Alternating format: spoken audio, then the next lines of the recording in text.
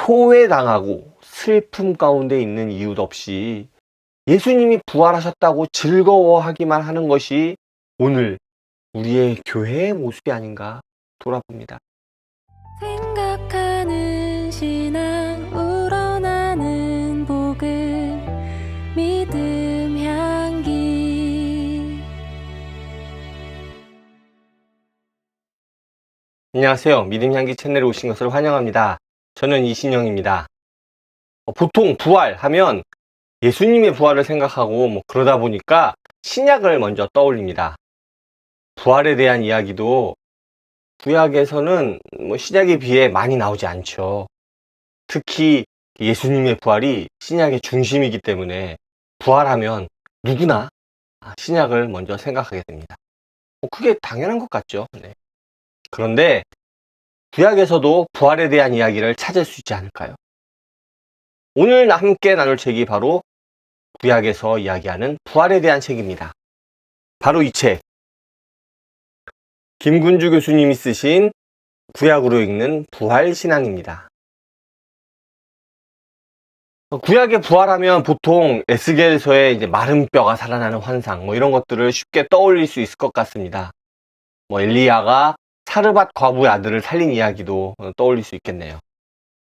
그 외에도 다른 구약의 부활을 생각할 수 있을 텐데요. 이 책에서는 부활에 대해 그런 단편적인 이야기들만을 이야기하지 않습니다.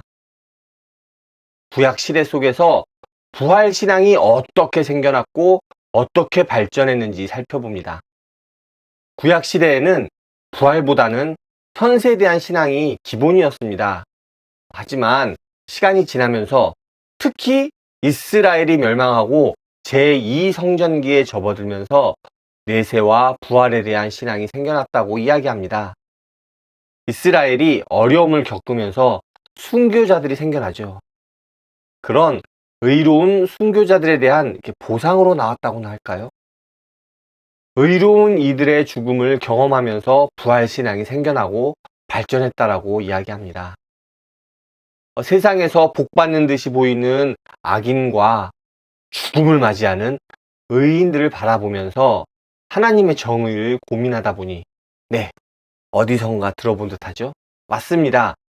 하나님의 정의를 고민하는 신정론에 대한 책을 제가 몇 번 소개했었는데요.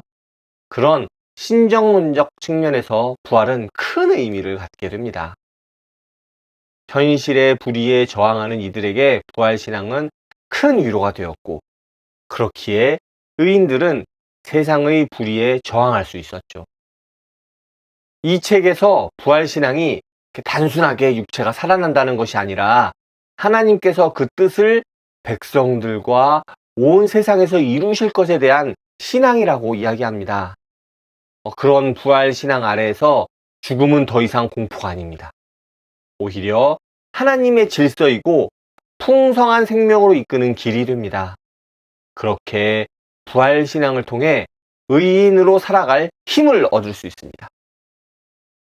부활신앙은 도저히 나에게 빚을 갚을 수 없는 이들을 도울 수 있도록 합니다. 주님께서 갚아주심을 믿을 수 있도록 하죠. 구약을 통해서 부활을 이야기하는 내용은 상당히 신선하게 느껴집니다. 앞에서 말씀드린 바와 같이 구약에도 분명히 부활이 이야기되는 부분이 있습니다만 아무래도 그런 부분은 구약 전체 내용을 본다면 아주 일부분에 불과하게 느껴지거든요. 하지만 이 책에서는 그런 부분을 하나하나 살펴보면서 구약을 통해 부활의 의미를 다시 생각하게 합니다. 한편으로는 이런 부활의 의미가 좀 제한적인 느낌도 듭니다. 결국 부활신앙은 우리가 잘 되기 위해서 신앙생활을 하는 게 아닌가 하는 생각이 듭니다. 비단 부활신앙만이 아니라 우리의 믿음은 결국 우리가 구원받기 위함이 아닌가 하는 생각이 좀 드네요. 사실 이런 생각은 개인적으로는 좀 계속 하고 있는 고민이긴 합니다. 그런데 이 책을 읽으면서 다시 한번 그런 생각을 하게 되네요. 결국 인간은 내가 잘 되어야 하는 것인가 하는 생각 말이죠. 이 책의 마지막에는 이런 부활신앙이 있기 때문에 내세의 복을 바라면서 의인으로 사는 것이 기독교의 신앙이 아니다라고 이야기합니다. 그러면서 은혜롭게 하나님께서 함께 하시는 삶, 하나님께서 통치하시는 나라가 천국이라고 이야기하죠. 그런데 결국 그것도 내가 잘 되기 위함이 아닐까 하는 생각이 드네요. 물론 잘 되는 것의 기준이 나 중심이 아닌 하나님 중심으로 바뀌는 것이긴 한데 글쎄요. 저는 좀 여전히 부족하다는 생각이 좀 듭니다. 내가 잘 되기보다 하나님이 잘 되기를 바라는 것, 그 깊은 속에는 결국 나의 욕망이 있는 게 아닐까요? 부활절이 막 지났습니다. 오랜만에 많은 분들이 교회 나와서 활기찬 부활절을 보냈습니다. 그런데 그 속에 우리에게 빚을 갚을 수 없는 이들을 위한 도움이 있었는지 생각해 봅니다. 또한 우리의 즐거움과 만족을 위한 것이 아니었는지 돌아와 봅니다. 제가 바로 전에 우리의 욕망을 이야기했지만 이 책은 구약을 통해 현실에서 살아내는 부활신앙을 이야기하는데 그 초점이 맞춰져 있다는 점을 생각합니다. 그리고 그 부분이 현재 우리에게 가장 필요한 부분이 아닌가 싶습니다.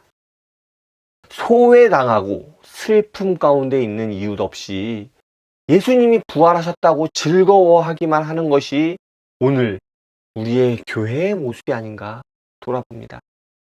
특히 이번 부활절은 세월호 참사가 있었던 그날과 거의 겹쳐 있는데 세월호 유족들에 대한 부활절의 위로가 내세의 모습에 너무 집중되어 있는 것은 아닌가 하는 생각을 좀 했습니다.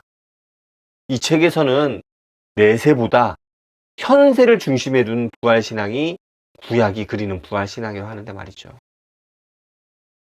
오늘 준비한 내용은 여기까지입니다.